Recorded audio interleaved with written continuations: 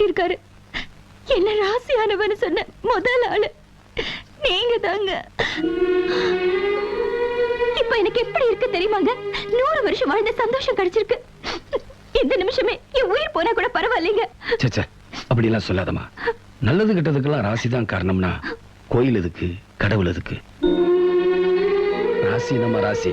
நரிமுகத்துல முடிச்சா நல்லது, பூனை குறுக்க வந்தா கெட்டதுன்னு சொல்றாங்க. அப்படி பார்த்தா எல்லாரும் வீட்லயும் நிறைய வளர்க்க வேண்டியதானே, எதுக்கு பூனைய வளர்க்குறாங்க? மனுஷங்களை பொறுத்த வரைக்கும் மனசு இருக்கான்னு பார்க்கணுமே தவிர ராசி இருக்கான்னு பார்க்க கூடாது. இனிமே உன் கண்ணுல தண்ணி வரக்கூடாது.